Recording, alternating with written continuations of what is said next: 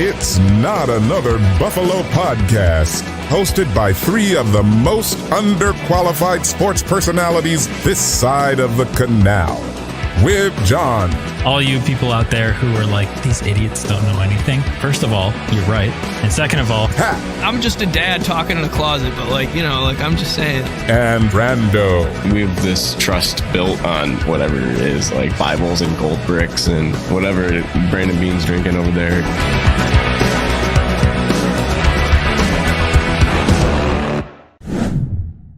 all right, welcome back to Not Another Buffalo podcast. I'm John. I'm here with, that was Pat on the ground, and Brando.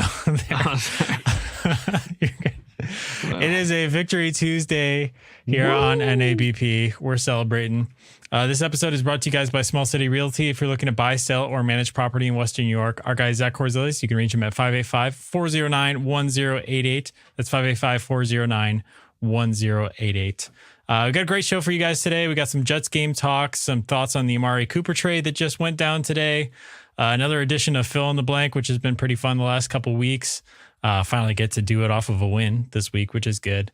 Then we'll get into some game picks for this week and a little bit of Titans preview. So with that said, we got a jam-packed show. We got to start flying through this to get through this in under an hour. But how you guys doing? Was that game a little bit? That game was drunk last night, but came out with a win. How we feeling? Stressed, man. That was a stressful game. Very stressful. Yeah. I was almost certain they were going to lose. Like, Brandon, how'd you do with it? At least you didn't have to work it, right? No, which is nice. We'll be back home next Sunday against the Titans, though. Right. We'll be there. Right. I'll be exciting. In the house. I have a very difficult time with night games. I flew in, not like I said, you traveled this weekend. I traveled this weekend. My flight, I had to be at the airport at like 3:30 in the morning. I had to get up at 3:30, be there by 4 Monday morning. So I slept a lot, maybe like 4 to 8, 4 to 9. I woke up a little bit, had the game on, was kind of in and out. So I had to rewatch it. I was very out of tune this week with football. I had to catch up with myself.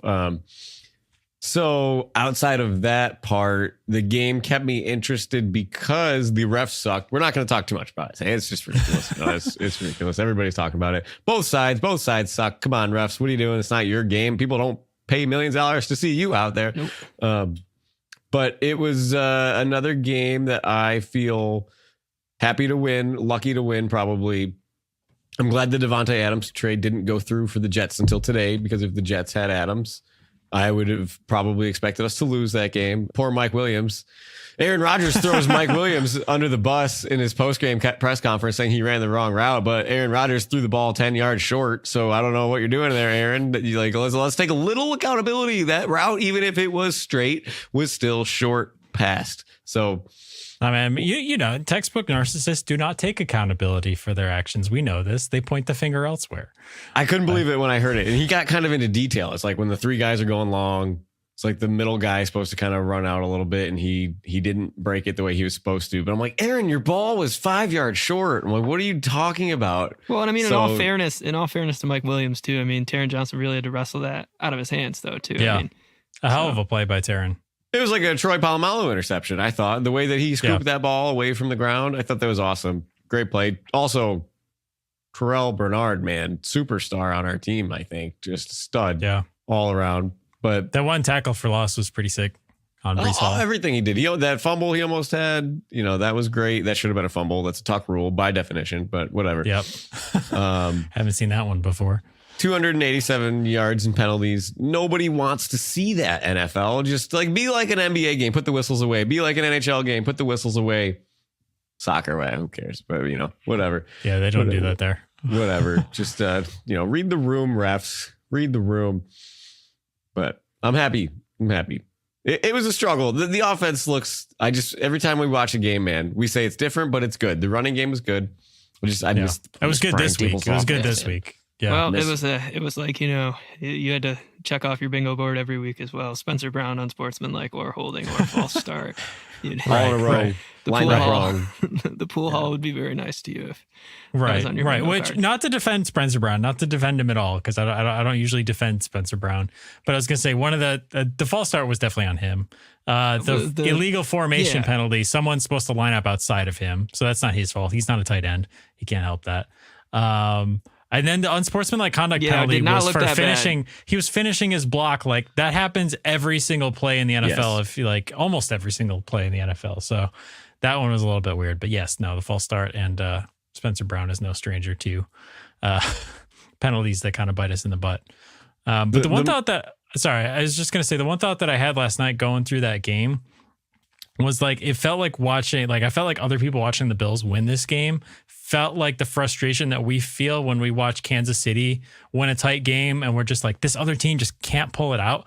Like, why can't they pull it off? Like, this is a goofy, weird game, but like Kansas City always wins those. And that's why they're close to the number one seed every year, you know? And so it's like, okay, all right, we can win a goofy one every once in a while. Like this is kind of feeling like the Texans game. And it's like, we're going to find a way to lose this, you know, at some point, but that's not how it turned out. So the kickers, right? There's the elephant in the room that we're talking about here, but not really. John, I know you and I both, that's what my dad in our texted heyday, me. have made 32-yard field goals. So I don't know what to say about this professional making millions of dollars and two 16-year-olds kicking for fun, but we're basically the same. So I don't know about that guy for the Jets, but fire the snark cannon. Fire the snark cannon. That guy saved Tyler Bass's job, I think. Yeah, Can we agree with that? Greg the peg leg Zerline. Yeah, man, I swear to God.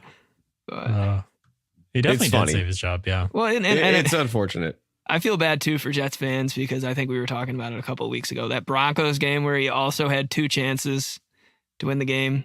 I think late third quarter, early fourth quarter, misses two in that game as well. Like poor Pat had to sit through that game because he's not on the red zone grind with Brando and I. Poor Pat. Pat gets whatever on the local Rochester CBS station every Sunday, and he has to stick to it. So Godspeed, Pat, for sitting all the way through that. What was that game? 10-9 was the final score? In New York, too, yes. It was. You deserve better, Pat. You deserve better. And thank you, ABC/ESPN, for not airing a doubleheader as well. That was Yeah, just stick to the the local game there. Those double headers, I think there's like 3 or 4 more weeks of that this year at some point. But next week, I was looking at the schedule. The Bills only have one scheduled primetime game for the rest of the season. Is it a Thursday night game, right? It's it's San Francisco Niners. Oh, okay. Niners, San I think. Francisco. I'm happy about that's it. a home We got game, 4. though. Yeah, It's home for the Niners, right? No, home for us. Oh, is it home for us? Yeah. I haven't checked. I'm almost certain because I somebody thought pull it about up. buying tickets to the game. Yeah, that might be home for us then. Yeah, But, Niners and Bills. Yeah. Other than that, there's a TBD last week of the season, and I think that there's just like 4 PMs in there for the rest of the way. Chiefs game's 4:00 start. So I'd be curious to see the polls of American households that watch this game when you're listening to the Manning cast telling Allen to throw it away, and then he hits the dime down the field. Did you see Ray Davis like this down the field in the highlight? Just like, I'm open, man, I'm open. Like, in Josh Allen's soul, he's throwing that football, right? He's not doing anything else with that. But again, I'll say it every week until it doesn't happen. I am thankful for Joshua Patrick Allen, number 17, the Buffalo Bills quarterback. This dude is must-watch TV. The way that he snuck out from that blitz with Dawkins is right in between them, just like gone.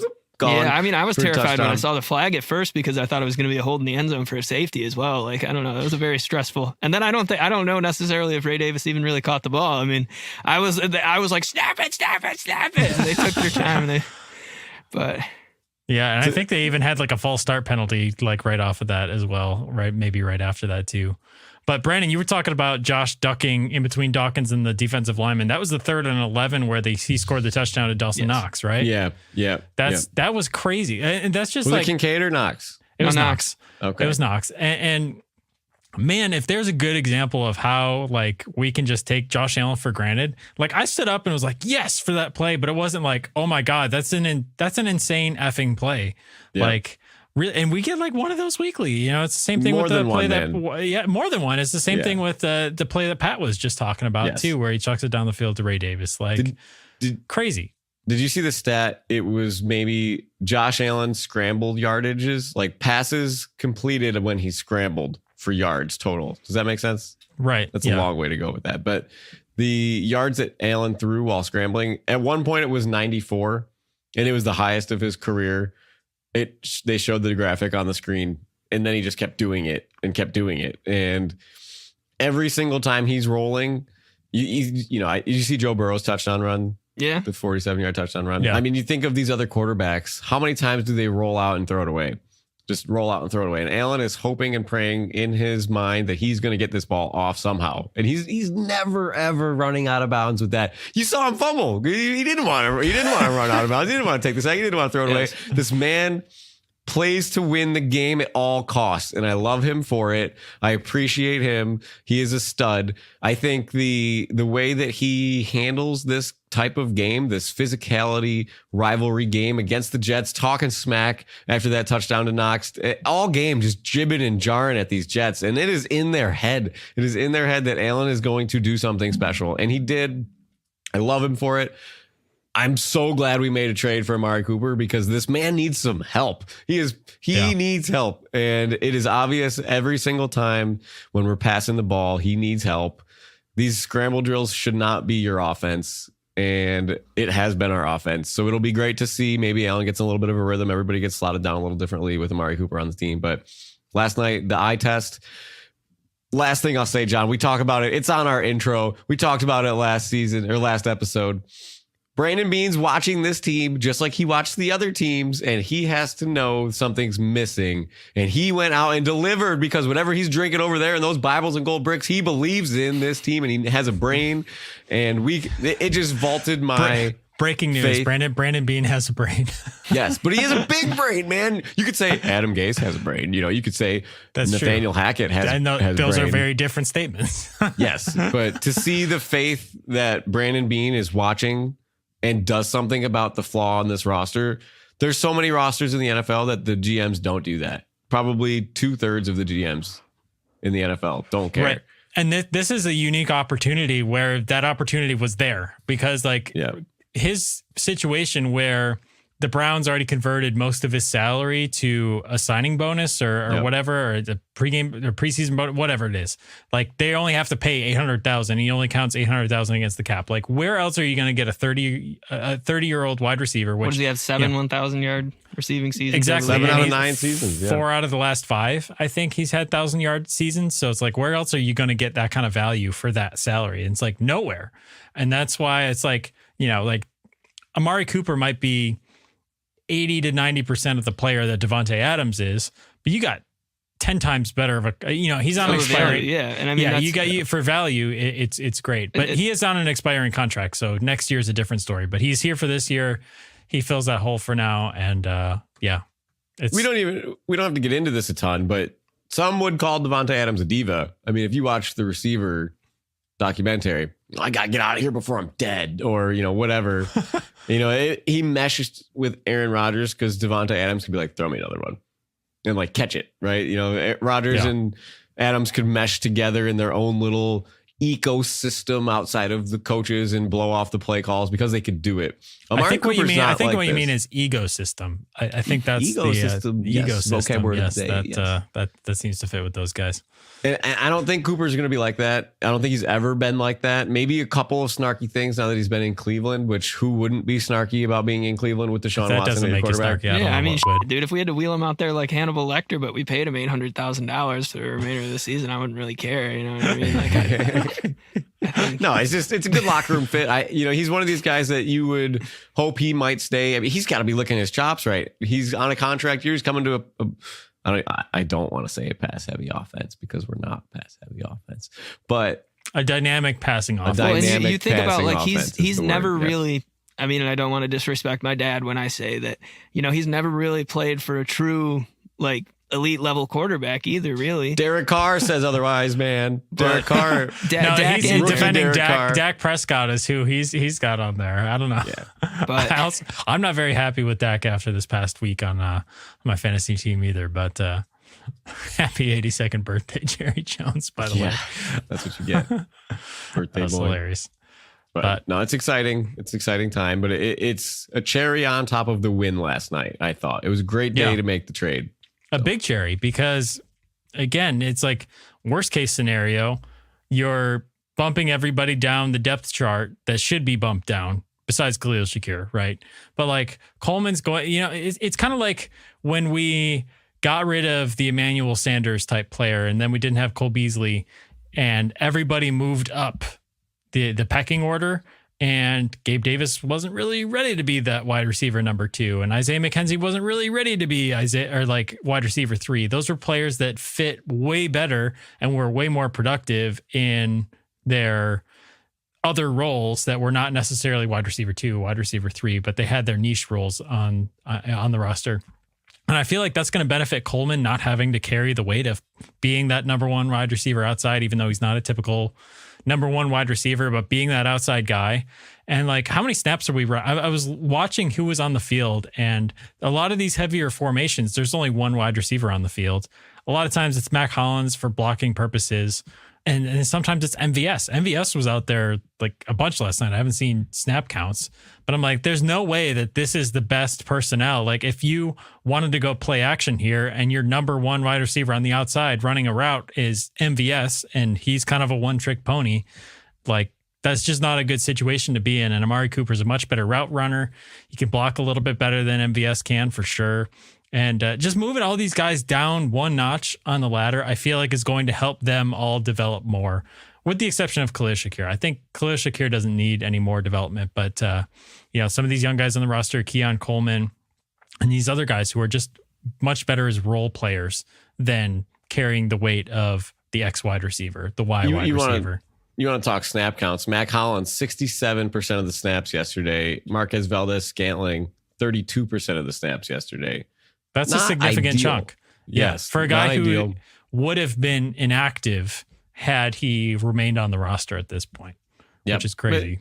And then you see, like you said, you can move these guys around, right? And now that you should be able to take the pressure off. You shouldn't see blitzing as much. You could put Samuel and Shakir in the slot.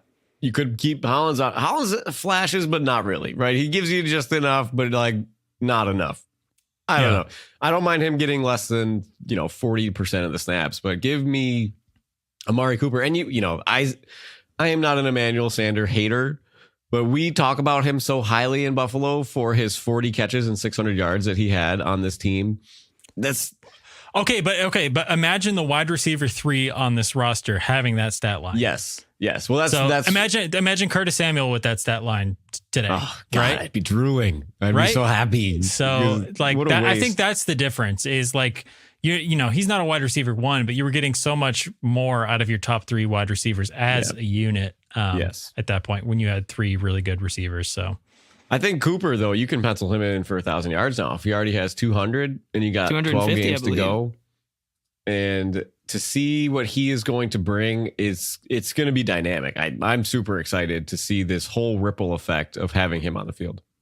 Yeah, for sure. And I like, does this alters expectations overall, doesn't it? Absolutely. Like, it'd be hard not to. I have that written down as a question, but it's like, how does it not? Like, but how much does it, I guess I have a question for you, John. So Sure. this is kind of a whole organizational thing. And I talk about the trust with Brandon Beane, because when he brings this trade in, it makes me feel like Josh Allen and Brandon Beane, they're in lockstep of what the team needs, of what the roster needs on the field.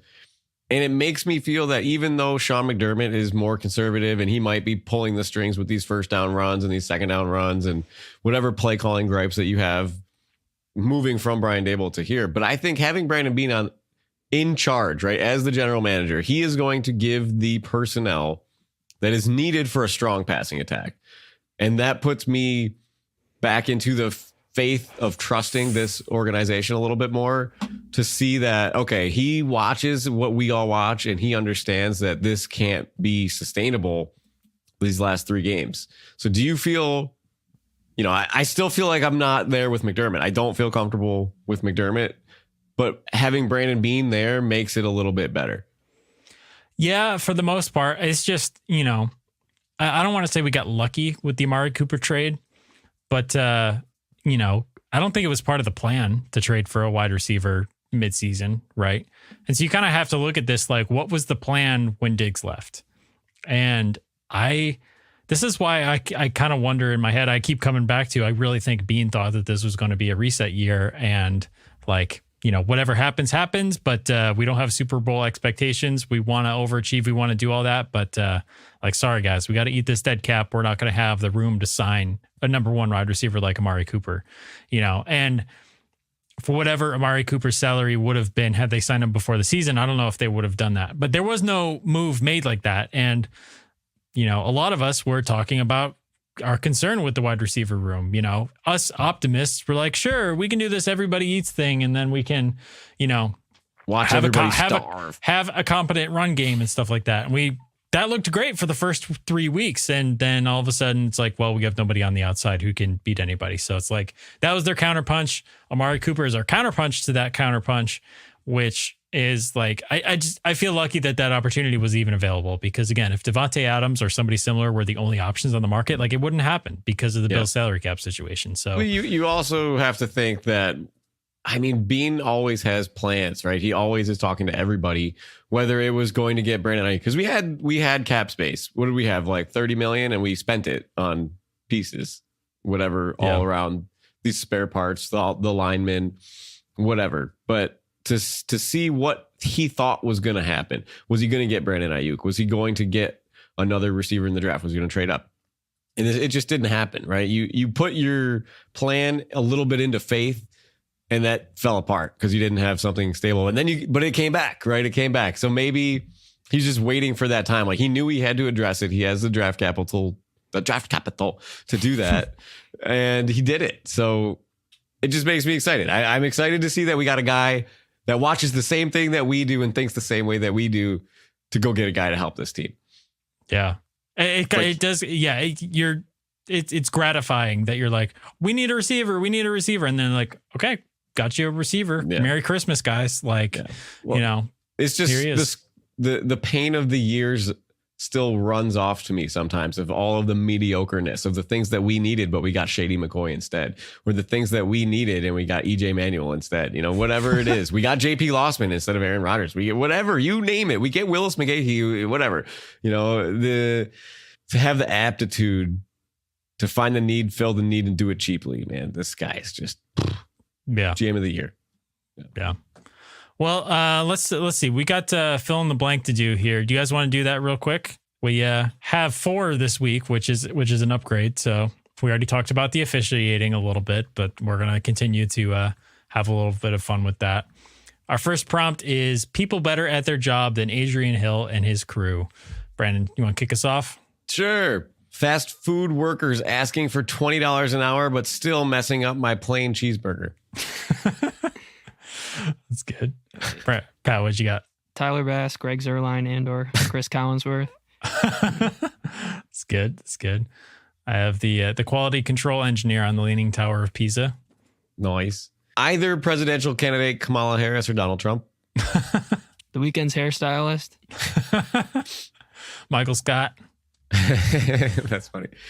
Adam Gase as a head coach. Heck yeah. Well, he gave us some great seasons, so thank you, Adam, for helping us out. Forever in our debt. Kim Jong-un. The Pompeii urban planner. Ooh, tough luck for that guy. Nate Peterman as Bills quarterback. Oof. Sean Hockley. ... God, I hate you, Sean Hockley. Oh man, he's the worst. The guy who decided helium was too expensive and the Hindenburg should use hydrogen instead. I saw that one. That was good. Yeah. I don't have any more. Yeah, I'm out too. Pat, you got any more? Tap. All right. Next up, better ideas to stop a Hail Mary than rushing 2. Brando. Rushing 4. Very true. The obvious answer. Pat. Put Danica Patrick in at defensive end. Nice. Have the defense hold hands and sing Kumbaya on the goal line. Yeah.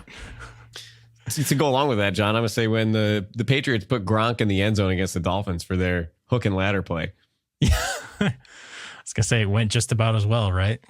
Yeah, he didn't quite get there. No.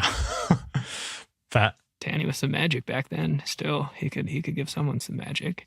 Have an Amazonian shaman chant Portuguese gibberish from the sideline to trigger a negative psychedelic flashback. Nice. I knew we were going to get some ayahuasca in there. Distract Rodgers by telling him the benefits of getting a flu shot this fall. That's funny. Putting watertight doors on the Titanic. That's yeah. Hindsight 2020. Rush 2 players directly at Tyron Smith. Adrian Hill would call him for holding on at least one of them. There you go. There you go. This one always worked for me personally. Spam circle triangle. God, it's so annoying. Circle triangle. So Circle annoying. triangle. You guys tapped? User pick. User pick. Yeah. Any of you Madden players know what we're talking about. Yeah. If you don't worry about it. Things that were better ideas in hindsight than giving MVS a fully guaranteed contract. Prohibition. Oh, yeah. Getting milkshakes with Brando in the middle of a road trip. Always a good idea. They taste good. They're a great tasting drink. A deep sea tour in a totally safe and highly expensive Pringles can. That's fine. The Trojans accepting the Greek Trojan horse. Ooh, There you go. History lesson out there for all you St. Greg's students listening. Our parents letting us engage in trash talking in under-moderated Call of Duty lobbies. Yeah, my parents didn't let it happen, man. You guys know the story. My sister ripping the mic off my face. The Disney DeMar fake punt. Oh, God. It's terrible. The Red Sox selling Babe Ruth to the Yankees. Oof. Lil Wayne's punk rock / guitar playing phase. I don't know if you guys remember that. He picked up a guitar for a little bit. It was memorable. The Jamarcus Russell draft pick. That was bad. That was bad. Yeah. I'm going to one-up you by saying the Bears trading up for Mitch Trubisky. Oof. Yep. That was rough. Pat. Tap. Okay, I'm tapped too. Brandon, you done? I'm tapped, yeah. All right. Next one. I needed the Amari Cooper trade like...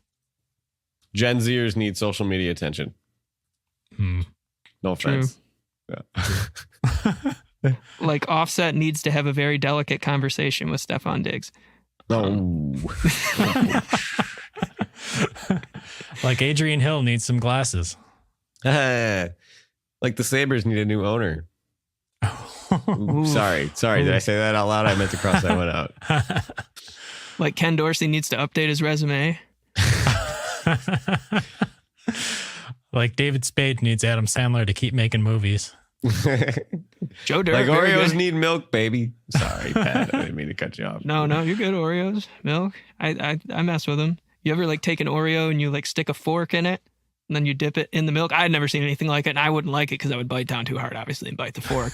But dude, you ever bite a fork? How terrible it's it the is. worst. Freaking it's the terrible. worst. But I'm B-Mom's thinking loves about that. it right now. She loves that, to take the fork and dip the Oreo in almond milk. Sacrilege, but still very... It's time for the Weekly Sabres update. Interesting method. I respect it. Brandon would rather give himself hours of indigestion than just drink almond milk. Oh my God, 120%. Always. Yeah. Is that what percentage milk you get usually? 2%. 2%. Why are you drinking 2% when you could be drinking? This has been your Weekly Sabres update. That's Buttermilk, baby. 20%. Like Adrian Hill needs to hand in his I'm from Buffalo card. Adrian Hill is from Buffalo, went to UB, and we don't want him anymore. If you ever got the key to the city or any sort of Buffalo memorabilia, turn that in. I actually have a follow-up one to that. We needed this Amari Cooper trade. Like Adrian Hill needed an inhaler when his out-of-shape jogged down the field to announce an ill-advised pass interference call. That's funny. You salty, Pat? You salty? Yeah, I'm The salty. whole world should be salty. I'm salty. salty. I'm not salty saying. But if you had the opportunity, if you were from Buffalo, New York, I'm not like obviously you have to call the game a certain way, but I'm just saying, man, come on. Like that's what made it hurt even more. It's just like Let the players play the game. let them play. Yeah. Oh, that's funny. I needed the Amari Cooper trade like Lamar Jackson needs a toilet midway through the fourth quarter. Like Aaron Rodgers needs media headlines. Tapped? Yes, I got two more food ones. All right, let's hear it, Brando. All you, I'm out. Like spaghetti needs meatballs, baby. All right. Yeah. And like peanut butter needs a little jelly. Nice. That's what's up. That's good. I was gonna say, are you anti other forms of jelly and peanut butter as well? The little strawberry jam is that sacrilege to you? You go. I imagine creamy and grape, right? I mean, you're not. It's always creamy and great, man. I'm not against strawberry. I do like strawberry. It's just the seeds. We get to see this one. Can you? Yeah. I don't know. Can you? Yeah. Do you have it, John? I think it's like the raspberry jam that's really seedy as well. Like those have the bigger seeds. Strawberry, a little less seedy, or at least they're, I don't know, a little less seedy lamb there. But Football pun. Nailed it. All right, you guys want to do some game picks here? Yes, sir. Yes, sir. All right, Brando, give us the recap. Bum, bum, bum, bum, bum, bum, bum, bum. All right, this week we had a tie atop the leaderboard. Pat and John going 4-2, and Brando coming in at 3-3. Still stays at 500, but Pat continues to extend his lead over his two counterparts. He is now 21-15, while John and Brando are tied for last at 17-19, inching their way. Tied for second. Out of 3. Give yourself some credit. So we're coming for you, Pat. This week we have a interesting spread of games from a minus 1.5 to a minus 8.5. So we got some choices here, boys. We're going to start with Houston Texans taking their talents to Lambeau Field. Green Bay is a minus 2.5. Pat, how do you feel about this game? Shakespearean. There's Romeo in the air with some love. Give me the Packers to win and cover. That's funny. John, do you feel as poetic as John? You know, I had Green Bay written down, and then I was looking at how many interceptions Jordan Love has thrown and like the small amount of time that he's been playing this year. So Houston's got a good secondary. Give me Houston and the points. Yes, sir. I'm with you. Give me the points. The Packers are 0-4 against the spread at Lambeau Field as favorites in their last 4 games. So I'm taking Houston. I think this could qualify as a game of the week for some. The divisional matchup between the Detroit Lions and the Minnesota Vikings. Detroit's going to Minnesota. Minnesota, a 2.5-point favorite, even though the Lions clobbered the Cowboys last week. John, we're going to start with you this time. Actually, I guess we could go all 3 of us together. Everybody roar on 3. 1, 2, 3. Go Lions. Yeah.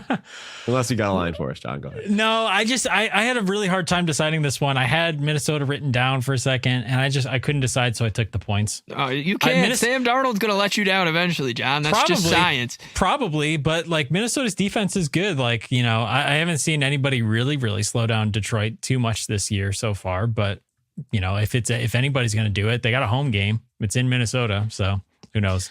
I just think the Lions are almost a perfectly built football team right now, outside of Aiden Hutchinson. I didn't realize I had Marshall Mathers above me over here. Freaking, but I wish I could spit some lines right now freestyle, but I tried to and I came up with nothing. You and Marshall, though. Big homers. I love it. Yes. No, really, though. Look at their team, man. They got 2 stud running backs, 2 stud wide receivers, a great offensive line, a quarterback that's better than average, a quality defense, great head coach. I think that's your answer. Is you're better than average quarterback. That's what keeps it from being a perfect game. Sam Darnold on the other side. That's true. Also, Detroit's secondary isn't anything crazy either, too. Like if you had to pick a weak point, that's probably their weakest position group. And so, you know, Justin Jefferson's probably still going to get his yards, I would think. But all right, next game we have the Kansas City Chiefs against the San Francisco 49ers. Super Bowl rematch. San Francisco is minus 1.5-point favorite as the home team.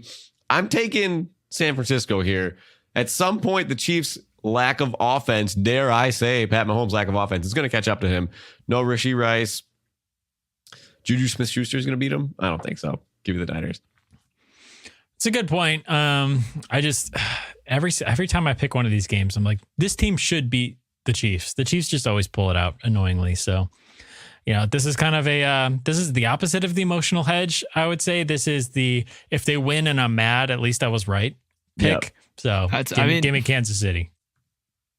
The reverse. That's the reverse Bills, not the cover. Yes. Pat, that's the Pat Cap specialty. I'm stealing here. Yes. Well, I think they got to lose one. You know, way back when we started the show, I quoted Rage Against the Machine and said, "What better place than here? Well, what better place than San Francisco, California? And what better time than now?" So, yeah. But how did you say it when you said it like that? I love that clip. Cool. All right. This game has potential to be quite a dud, or it could be pretty good. We have Devontae Adams probably making his first appearance, and we have the Russell Wilson era in Pittsburgh about to take off. So the Jets at Pittsburgh. Pittsburgh is -1.5. I guess it's the battle of the old quarterbacks. I'll give you mine first. I'm taking Pittsburgh. I've been stashing Russell Wilson on my fantasy bench in my 2-quarterback league for weeks because all of the other quarterbacks have been taken. He's not going to let Justin Fields even sniff the starting job anymore. So I'll take Russell Wilson to win this game. All right. I was actually like, when I saw you wrote Pittsburgh down on the spreadsheet, I was like, did you hear that Russell Wilson is starting this week? Yeah. Did you watch Justin Fields, man? He kind of sucks. Well, yeah, I mean, he didn't turn the ball over, though. I mean, yeah, he threw for like 140 yards and not a very impressive stat line. But shame on you, Mike Tomlin, for benching him after a win. Like, I mean, I don't know. I also, like, if it was my choice, and again, I haven't watched this team a ton this season, I would go with Justin Fields, too, because at least he gives you something, like, as far as his running ability. He gives you that second element that, like, defenses need to. Russell Wilson is, like, he's just going to hang out in there in the pocket, and he doesn't have the arm strength that he once did. So I don't know. I am going to go Jets on this one. But again, Pittsburgh pulls out ugly wins against mid teams. So that you might be right, Brandon, but I have no faith in Russell Wilson at this point. Hey, dude had 350 rushing yards last year, man. Russell Wilson did? Yeah. Wow. All right. Just saying, man. You got to watch some more Pittsburgh football. It's bad. It's real bad. I think Russell Wilson's gonna leave an upgrade there. How many rushing yards did Justin Fields have last year? So many. A lot more than that. Yeah. Yeah, I mean, look at his touchdown yards and his interception, all that crap. I don't know. I think Justin Fields is a one-trick pony, man. I don't know. I don't dislike him. I think he's had a tough start. But I think Russell Wilson is a one-trick pony. I think Justin Fields is a 1.5-trick pony, maybe. I don't know. Anyway, Pat, who you got? Jets, Jets. Love it. Coming off a loss. You know, Devontae's going to fuel up at his at-home Taco Bell and then come out there and fall out. Yeah. I was going to say, is he moving the at-home Taco Bell with him to New York? I would hope so. I would. Wouldn't you? Yeah. I would like to work at it. Probably tip you pretty good. Yeah. So Pat, this game is on the docket for you specifically, sir. I will not be triggered. Bengals at the Cleveland Browns in the dog pound. Joe Burrow, Ellen DeGeneres, whatever you want to call him, at Cleveland. Cincinnati is -6.5 point favorite. Cleveland without Amari Cooper selling their roster. They sold their soul to Deshaun Watson. What do you do, Pat? What do you do? Well, I mean, I'm going to probably jinx him now, but I know at one point during that game on Sunday, the Browns had missed 26 third down conversions in a row.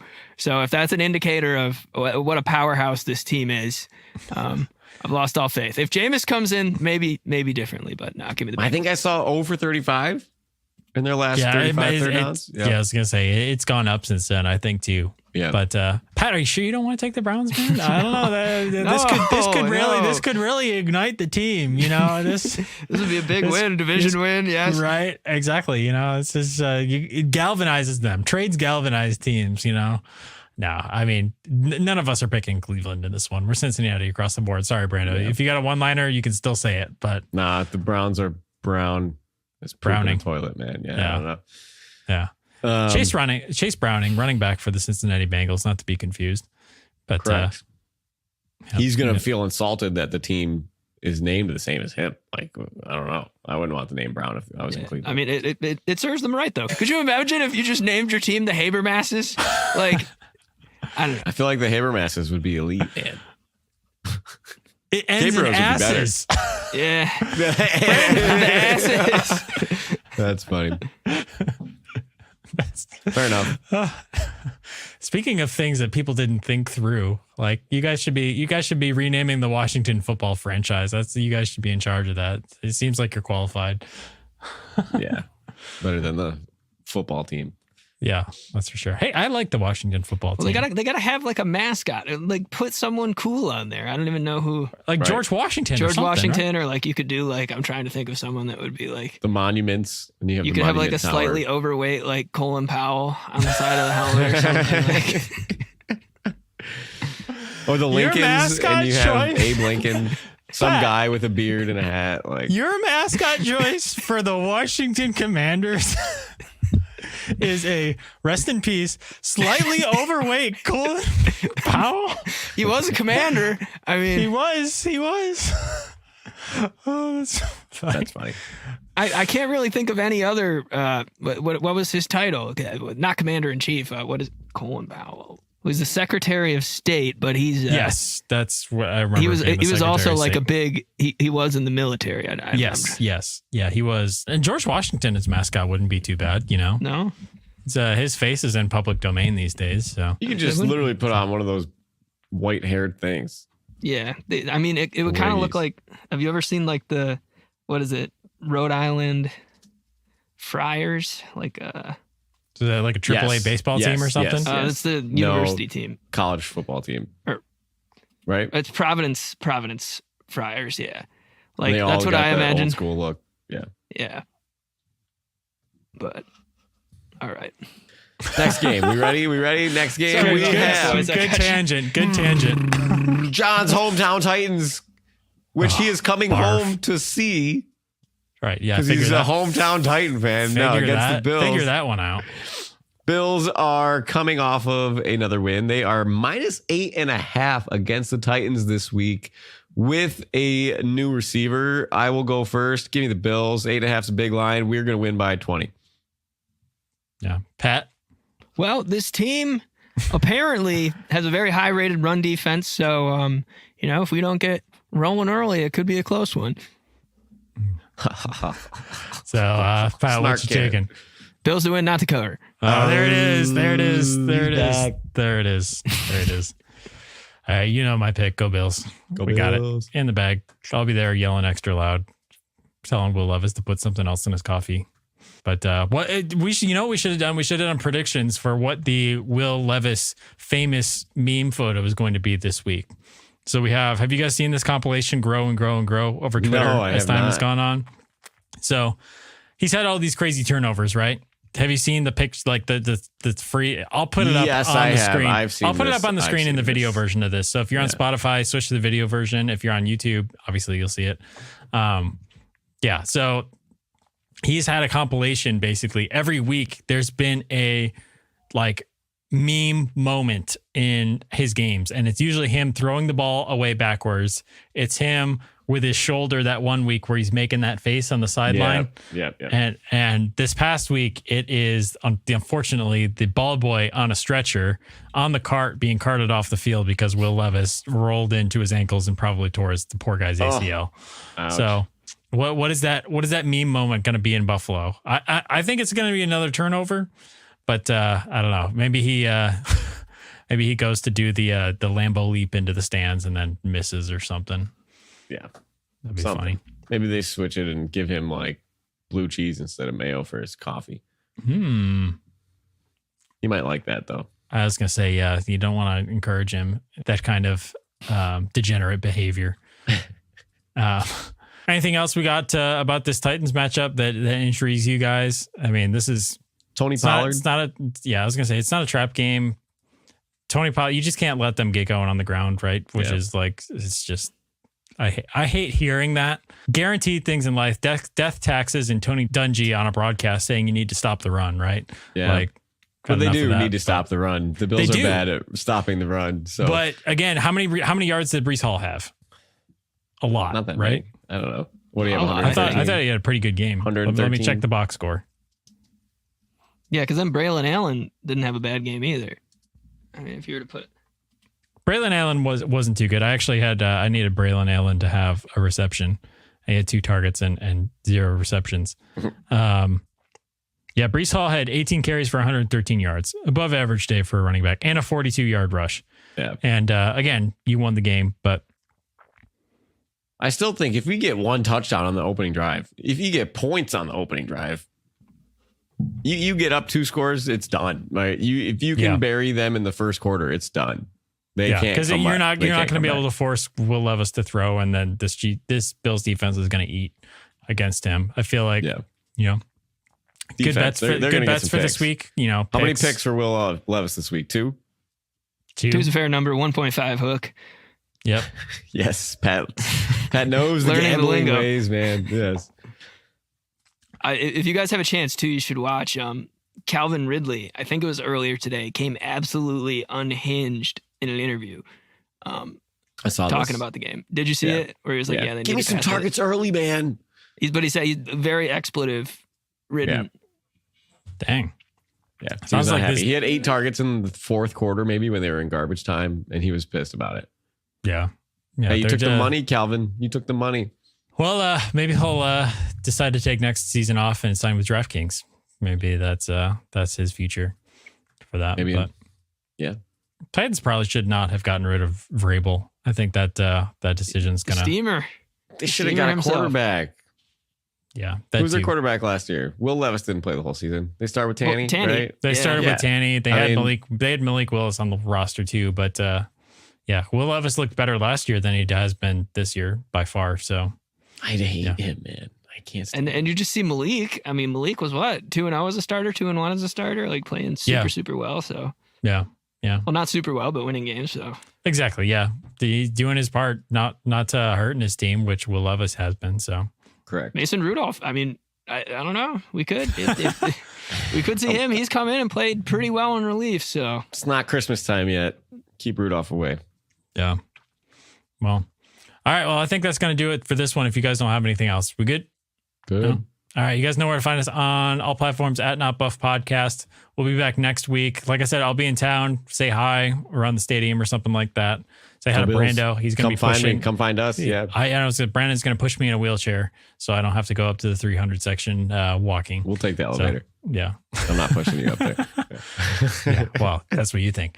Well, we'll see you guys next week. Go Bills. Go Bills.